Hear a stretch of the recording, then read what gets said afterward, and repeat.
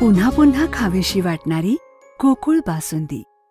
माझ्या जिल्ह्यातून जावं अशी मागणी केली शिवाजी पाटील आमदारांनी जिल्ह्यातील मतदारसंघात। मला वाटतं त्यांचा याबाबतला अभ्यास कदाचित कमी असणार आहे आणि म्हणून त्यांनी हे वक्तव्य केलं असेल।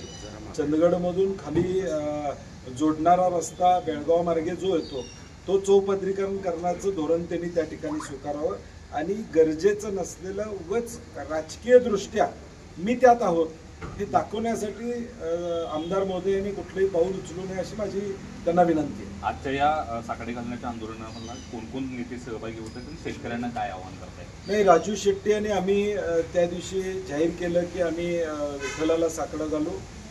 खासदार प्रणिती शिंदे तिथे येतील, कैलास पाटील सुद्धा कदाचित आज अधिवेशन असलं तरी येण्याची शक्यता आहे आणि म्हणून जे शेतकरी आहेत ते तर येणारच आहेत। आमची सर्व पक्षीय राजकीय पुढाऱ्यांना विनंती आहे, ज्यांनी भूमिका पूर्वी घेतली होती म्हणजे भाजपचे असतील, शिंदे गटाचे असतील किंवा राष्ट्रवादी अजितदादांचे असतील, या आमदारांनी सुद्धा पत्र दिले, भूमिका घेतलेले, कृपा करून त्यांनी विठ्ठलाजवळ यावं अशी आमची अपेक्षा आहे। तर साहेब, पावसाळे आता अधिवेशन सुरू आहे, कशा पद्धतीने महायुती सरकारचं म्हणजे विरोधकांच्या बद्दल दिसते? कारण बबनराव लोणीकरांकडून माफीचा विषय आला, त्यावर नाना पटोले यांच्यावर ज्या पद्धतीने कारवाई झाली, कशा पद्धतीचा व्यवहार दिसतोय महाविकास आघाडीबद्दल एकूणच सत्ता? शेतकऱ्याबद्दल प्रेम आपुलकी या सरकारला नाही आहे। नाना पटोलेजींनी मागणी केली, बबनराव लोणीकरांनी माफी मागावी, त्याच्याऐवजी नाना पटोलेंनाच बडतप करण्याचं काम एक दिवसासाठी करण्यात आलं। म्हणजे शेतकऱ्याचा जो आवाज उठवेल त्याला बोलायला मिळणार नाही, त्याच्यावर कारवाई होईल, हा मेसेज महायुतीनं महाराष्ट्रामध्ये दिली। असू दे, सांगली असू दे, या सगळ्या जिल्ह्यांमध्ये रस्ता रोको झाला, अगदी सिंधुदुर्ग पासून देखील हा रस्ता रोको त्या ठिकाणी झालेला आणि म्हणून शेतकऱ्यांचा विरोध आहे। आता तरी डोळे उघडावेत सरकारनं, आता तरी अट्टास का करावा?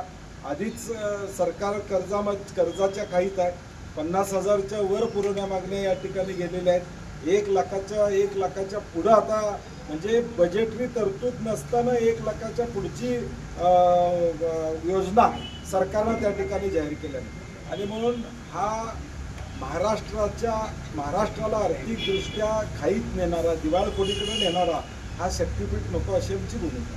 खरं तर विठ्ठल आहे तो शेतकऱ्यांनी दिलेल्या अर्थात, मनापासून दिलेल्या अर्थात ऐकतो। यावेळी शेतकरी जात आहेत, काय वाटते पांडुरंग की अर्थात आहे? नाही, 100% आता शेवटचाच पर्याय आमचा। आम्ही पहिला मोर्चा कोल्हापूरमध्ये 1.5 वर्षापूर्वी काढला, राज्याची बैठक घेतली, आझाद मैदानावर एक मोर्चा काढला, विधिमंडळात विधानसभा असू दे विधान परिषद असू दे इथं आवाज उठवला।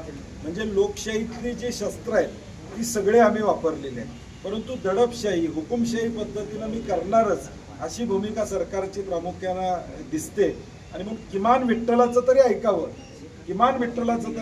अशी आमची अपेक्षा असते। काही शेतकऱ्यांचं ह्या महामार्गाला समर्थन असल्याचा दावा मुख्यमंत्री करते। नाही, मी विधिमंडळात परवा सुद्धा पत्र दिलेलं आहे, 1000 शेतकऱ्यांचा पाठिंबा आहे असं सन्माननीय मुख्यमंत्री महोदयांनी ऑन द फ्लोर सांगितलं। आम्हाला ते 1000 शेतकऱ्यांची नावं द्या, जाहीर होतेच नावं, 1000 शेतकरी कोण आहेत हे तर लोकांना कळू दे, म्हणजे आम्हाला सुद्धा कळलं आमच्याबरोबर असणारे शेतकरी नेमकं कोण आहेत। ज्यांच्या जमिनी जाणार आहेत ते आमच्या बरोबर आहेत, ज्यांच्या जमिनी जाणार नाहीत त्यांनी सह्या केल्या असतील तर त्याला काय अर्थ असणार? पंढरपूरकडे आता शेतकरी आणि नेते रवाना होत आहेत, विठ्ठलाला साकडा घालणारे शेतकऱ्यांना काय आव्हान कराल? कुठे एकत्र येण्याचं गरज नसलेला शक्तीपीठ रद्द व्हावा ही महाराष्ट्रातल्या 12 जिल्ह्यातल्या शेतकऱ्यांची मागणी आहे।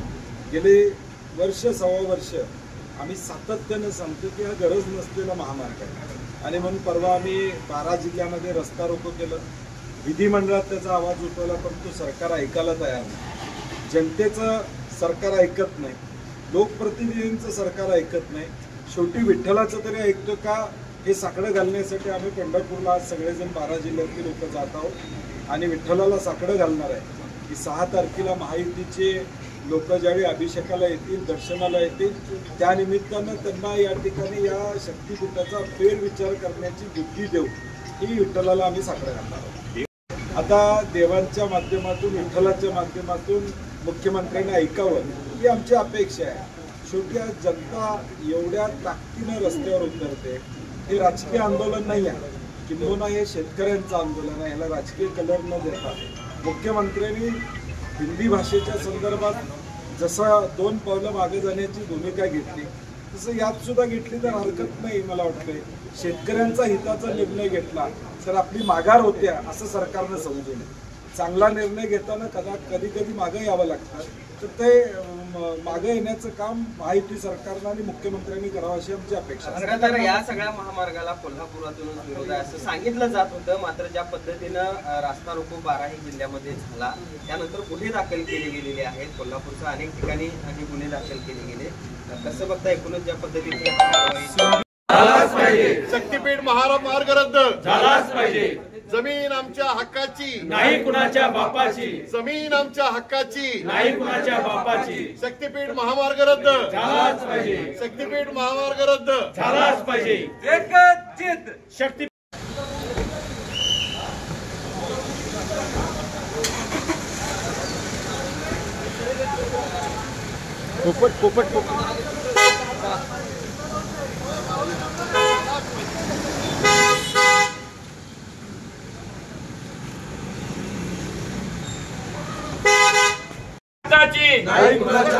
अरे जमीन आमच्या हक्काची, अरे जमीन आमच्या हक्काची.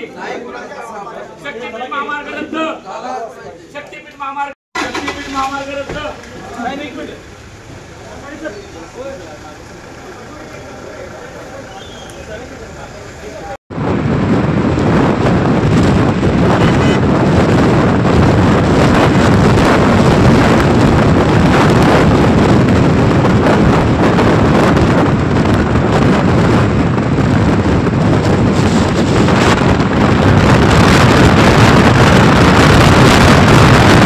फ्रीजमधून श्रीखंड काढ ना. आम्ही पूर्वी घरीच बनवायचो श्रीखंड, त्याची चवच वेगळी होती. आता काय सगळं रेडीमेड. आजी, हे श्रीखंड खाऊन बघ.